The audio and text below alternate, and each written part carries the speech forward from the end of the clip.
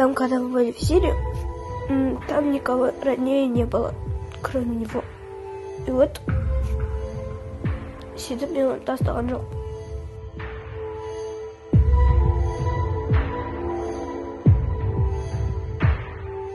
Некоторые были, которые, за деньги продавали своих детей. Но я не продавала. Почему я не продавала? Потому что он же мой братишка.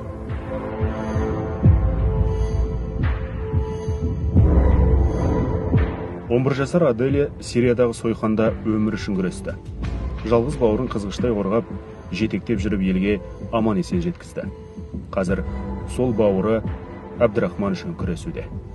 Я присматривала за ним, никому не давала, потому что он мой братишка. Я за ним смотрела, за ним убирала, его кормила. И сөйтіп бірге келдік. Я хочу, чтобы он со мной жил, хочу, чтобы он был рядом. У меня просто одна просьба, чтобы он, с нами жил. Аделия мен Абдрахманның аналары бір, әкелері бөлек. Аделия нағашы әжесінің қолында, ал Абдрахман өз атасы мен апасының үйінде. Құдалардың әрқайсысы көрпені өзіне тартып, келісе алмай керісіп жүргенде зардабын немерелері тартуда. Ана ұлдың көзі болып немересін алсын, мен қызымның көзім болып қызымды алайын деп. Нет, вы что, екі баланы ни в коем случае бөлуге болмайды деді. Бірақ күнде екі баланы бөліп жіберді. Енді мына немерем былай, ана жақта ана немерем жылап отырғанда мен бір тілім наным тамамынан өтпейді. Арымжан апамыздың қызы Индира алғашқы ғашығымен дәм-тұзы жараспай екі жаққа кетеді. Кейін Еркін Бексейітов деген азаматпен көңіл жарастырады. Ол Аделияға туған әкесінен артық әке болады. Бірақ діни ұстанымына байланысты келіншегін тұмшалап, өркениетті қоғамның заңдылықтарынан шектейді. Теріс ағымға түскен мен байқадым. Байқаған себебім қыз тұрмысқа шыққаннан кейін, былай айтайын, телевизор көрсетуден қалды. Его кісі кіруден қалды, өздері бөлек тұрған. Его кісі кіретінде жағдай болса, бетпердені тақ деген әңгімелер болады. 2006 жылдары слушали только Дара Намбуварова.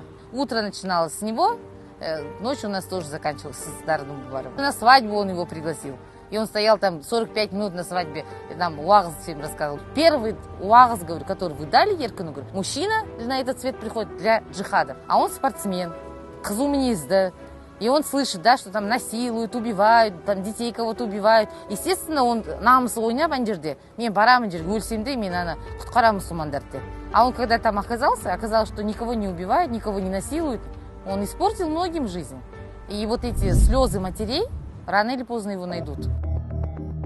Сол уағыздың күшімен 2006 жылы Еркін Мысырға көшем деп күшенеді. Анасы батасын бермей райынан қайтарған. Бірақ араға 6 жыл салып, ол діттегеніне жетеді. Жұбайы және 2 баласын ертіп, бірақ күнде шетелге шығып кетеді. Бұл кезде Еркін 25-те еді. Алғашқы 5-6 айда олар елде қалған туыстарына хат жазып хабарласып тұрды. Кейін байланыс үзіледі. Бұл аралықта Бексейітовтердің қатерлі дерттен ұлы Абдуллах бақилық болып, өмірге Абдрахман келеді. Кейін ерлі зайыптылардың Пәкістанға қоныс аударғандары белгілі болады. Неге көшті?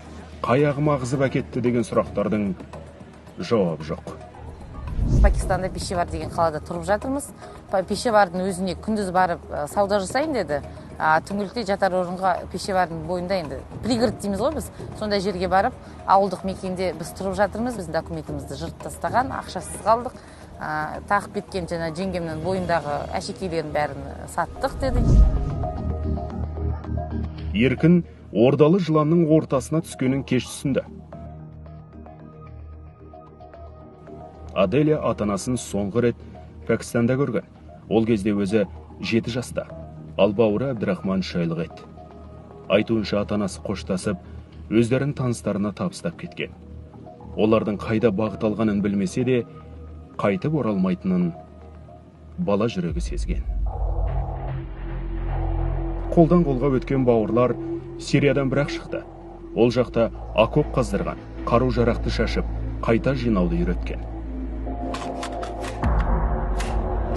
Соғыс деп айтқанда, когда онша сезінеді та соғысын өзің көргенде жаман. Көргенде кәдімгідей ана адамдар бір-бірімен атысады, кәдімгідей бір-біріне бомба лақтырады. Біз келе жатамыз, ана жерде взрыв, мына жерде взрыв.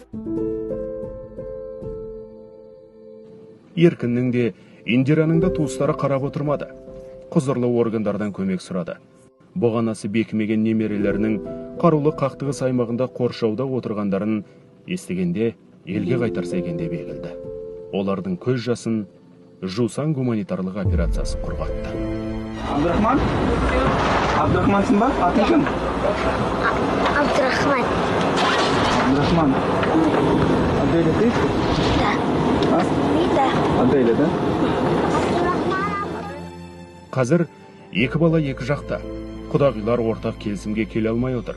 Әрқайсысы немерелерінің көз алдарында жүргенін қалайды. Қорқып қалған. Абдрахман, мен сен сағындым.